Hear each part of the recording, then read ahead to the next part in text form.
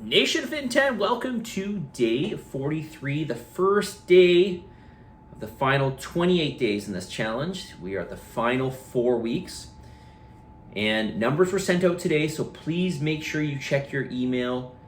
Your macros changed, okay, your calories changed, your macros changed, your cardio heart rate values changed, a lot changed, so make sure you check out that email.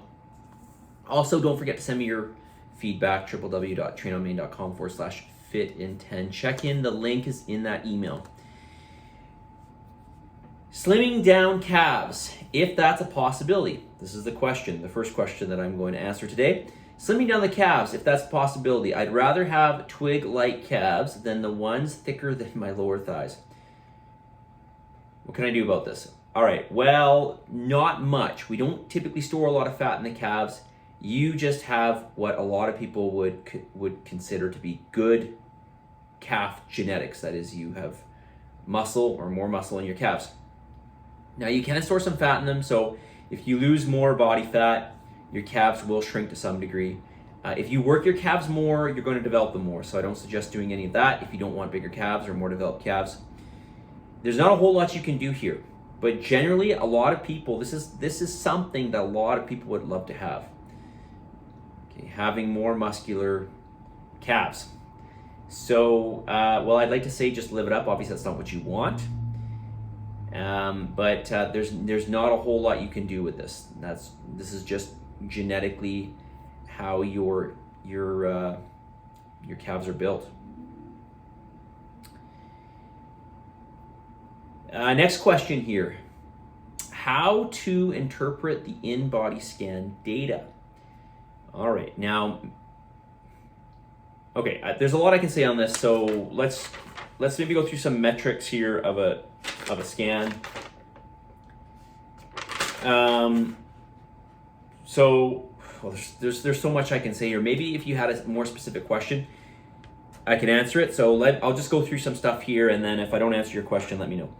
So we've got we've got a bunch of metrics here. Obviously, when we look at the major feature on this, or one of the major features being the body fat percentage, that is your fat to non-fat ratio based on weight. So if you're 200 pounds and you have 30 pounds of fat on your body, you are going to be 15% body fat. 30 pounds out of the 200 pounds, okay, that's 15%. That 30 pounds of the 200 pounds is equal to 15%. That's how you get 15% body fat. Not to be confused, okay, don't get that confused with when I say you're going to lose 30% of your fat mass. In this case, you have a 200-pound person, 30 pounds of body fat. You want to lose 30% of the 30 pounds. And that's going to be, if my math is right, I think 9 pounds. Okay, so don't get those too confused. Next thing we want to look at here, skeletal muscle mass. This is the estimated amount of muscle mass around your bones. This is your estimated. Essentially, it's measuring the muscle that can contribute to movement. Okay, the muscles that we can see, pretty much. Okay, this does not include the musculature of, things like your heart or the musculature in your arteries or this type of thing. Okay, so that's really what it's measuring. And I want you to know that with your skeletal muscle mass, there is going to be some fluctuation in this. And I'm not talking about margin of error. I'm talking about what the InBody scanner estimates. So, and there's going to be some fluctuation because we are not a static being. We are not statically always the same in terms of water in the body. We are not statically this. Our body is breaking down protein, building protein all the time. Our body is chewing through fat, building fat all the time. Tissues are being rebuilt. Tissues are breaking down. There's all this stuff that's always going on in the body. We're eating, we're drinking. Okay, we're going to the washroom, we're perspiring, we're exercising, all this type of stuff. We're going through stress.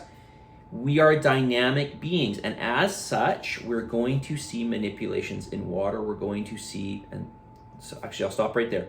We're going to see changes in body water all the time. It's happening all the time. It's happening right now as we speak.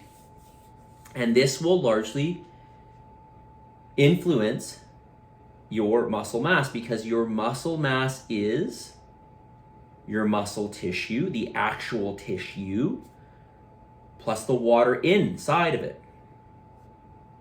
All right, so we are, depending on how you're built, depending on how much muscle mass you have, depending on what your lean body mass is, we are somewhere around, 70, well, it really depends on the person, but we're somewhere around 70% water, okay? If you're a fatter person, you're going to be lower body water, and if you're a leaner person, you're going to have a higher percentage of body water, okay? Just because muscle has more water than fat.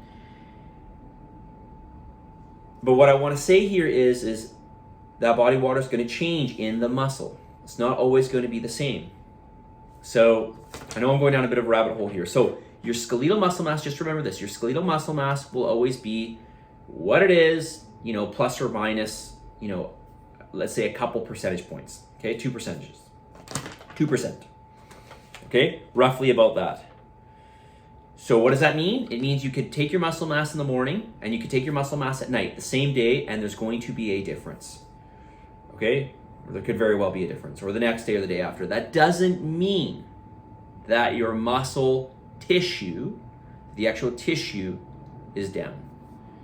Okay, it just means that the overall muscle mass, which again is affected by so many different variables, changes a little bit over time, okay? Now, if you see a 5-pound increase in your muscle, if you see a massive change in your muscle mass, okay, well, obviously there's going to be some tissue difference there. Okay, so we covered body fat percentage and muscle mass.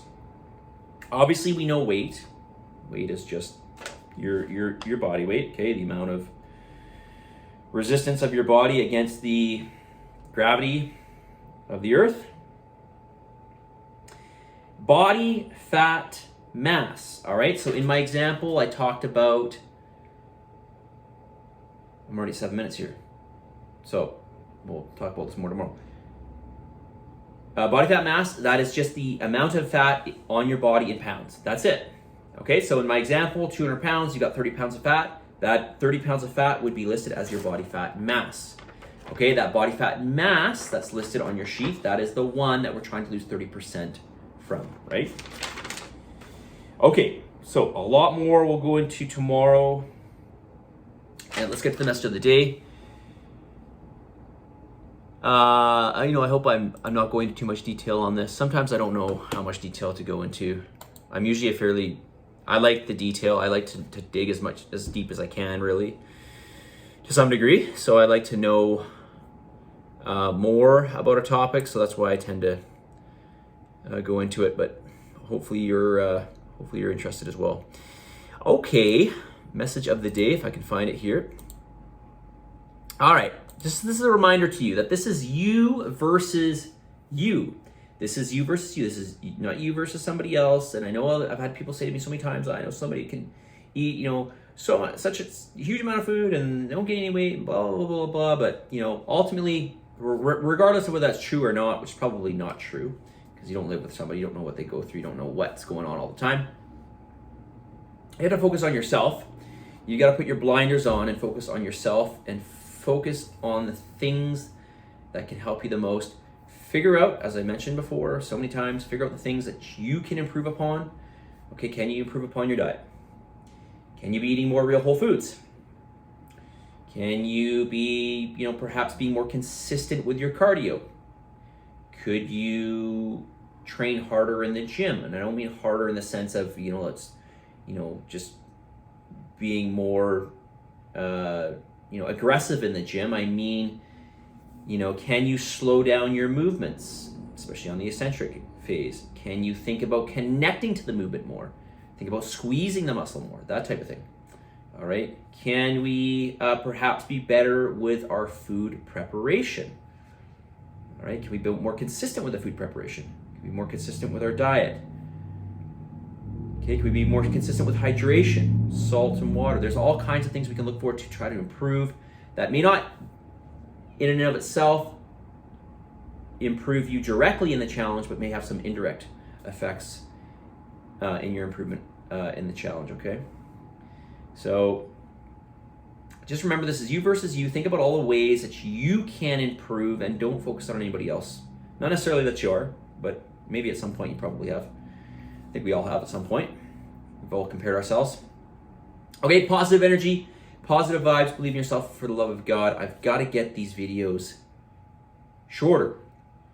For the love of God, I'm missing my typical end of the message. So let me just restart here. Positive energy, positive vibes, believe in yourself for the love of God, give some gratitude, and for the love of God, I've got to get this video shorter. I will talk to you all tomorrow. Check out your numbers, make sure you book your scan, and let's see how you do in this upcoming week 7.